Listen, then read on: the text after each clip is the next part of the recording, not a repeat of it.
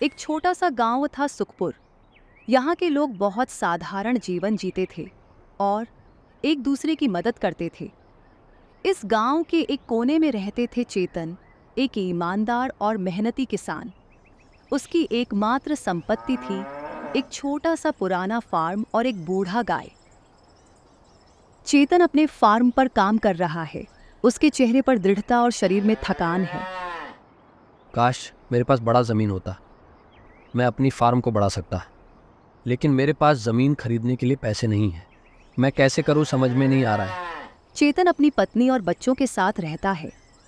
वे बहुत साधारण तरीके से जीवन जीते हैं और हमेशा एक दूसरे के साथ रहते हैं। तुम बहुत मेहनत कर रहे हो, लेकिन तुम जानते हो भगवान हमेशा ईमानदार लोगों के साथ होते हैं। एक दिन हमें निश्चित कुछ अच्छा मिलेगा। हाँ, मैं जानता हूँ, मैं कोशिश करता रहूँगा। चेतन के इस छोटे से फार्म में ही उसके सारे सपने थे, लेकिन उसके सपने और बड़े हैं।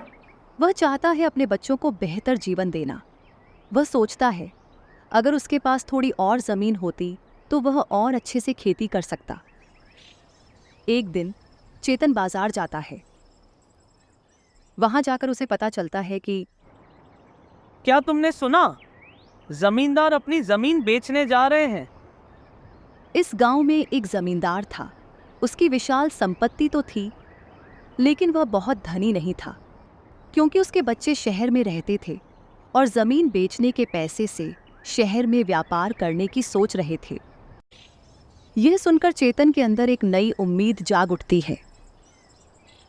ज़मींदार अपनी ज़मीन बेच रहे हैं। अगर मैं वह ज़मीन खरीद लूँ तो मेरा फार्म बड़ा हो जाएगा। मैं अपने बच्चों को भी बेहतर जीवन दे पाऊँगा। चेतन ने तब निर्णय लिया कि वह फार्म पर और मेहनत करेगा और धीरे धीरे पैसे जमा करके जमीन खरीदेगा। चेतन हर दिन सुबह जल्दी उठकर काम करने लगा, अपनी गाय का ध्यान रखा और धान की खेती कर धीरे धीरे ज्यादा फसल पाने लगा। लेकिन एक दिन अचानक बाजार में एक और अफवाह फैलती है कि सुना है जमींदार की जमीन एक बड़े व्यापारी ने खरीद ली है। वहां एक बड़ा बाजार बनेगा। चेतन ने ये बातें सुनकर चेहरे पर निराशा झलकती है। ऐसा लगता है जैसे उसका सपना टूट रहा है। तो फिर मेरे पास क्या करने का कोई अवसर नहीं है? क्या मैंने ज़मीन खरीदने का मौका खो दिया? चेतन टूटता नहीं है। वह जानता है मेहनत करने से सफलता जरूर आएगी, इसलिए वह और मेहनत करने लगता है। उसकी पत्नी भी उसे मानसिक रूप से समर्थन देती है। कुछ दिनों बाद एक अजनबी व्यापारी चेतन के फार्म पर आता है। चेतन, मैंने सुना है तुम जमीन खरीदना चाहते थे। मैं यहाँ निवेश करने आया हूँ और मैं तुम्हारी मदद कर सकता हूँ। अगर तुम चाहो मैं तुम्हारे फार्म के विकास में निवेश करूँगा। चेतन कुछ हिचकिचा जाता है। वह जानता है अजनबियों की बातों पर जल्दी विश्वास नहीं करना चाहिए, लेकिन उस व्यक्ति की बातें बहुत विश्वसनीय लगती हैं। लेकिन तुम मुझे क्यों मदद करना चाहते हो? मैं तो एक छोटे किसान हूँ। मैं बड़ा व्यापार करना चाहता हूँ। अगर तुम्हारे फार्म को और बड़ा कर सकूँ तो हम दोनों का फायदा होगा। मुझे कुछ समय दीजिए और मैं आपको कल बताऊंगा। चेतन गांव के बुजुर्गों के साथ परामर्श करने जाता है। उनमें से कुछ संदेह व्यक्त करते हैं। चेतन, अजनबियों पर विश्वास नहीं करना चाहिए। वे कई बार संकट लेकर आते हैं। चेतन बुजुर्गों की बातों में सोच में पड़ जाता है। वह जानता है जीवन का आसान रास्ता कई बार विनाश की ओर ले जाता है। मैं अमीर नहीं बनना चाहता। मैं अपने फार्म को ईमानदारी से चलाना चाहता हूँ और अपनी मेहनत से सफल होना चाहता हूँ।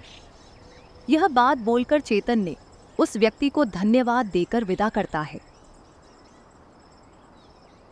कुछ दिन बाद जमींदार सब कुछ जान जाता है। वह स्वयं चेतन के फार्म पर आते हैं। उनकी आंखों में प्रशंसा और चेहरे पर मुस्कान होती है। चेतन, मैंने सुना है कि तुम बहुत मेहनत कर रहे हो। मैं तुम्हारी ईमानदारी और मेहनत से प्रभावित हूँ, इसीलिए मैं चाहता हूँ कि तुम मेरी कुछ ज़मीन मुफ्त में लो। चेतन की आंखों में आंसू आ जाते हैं। उसके चेहरे पर कृतज्ञता और अविश्वास मिश्रित होता है।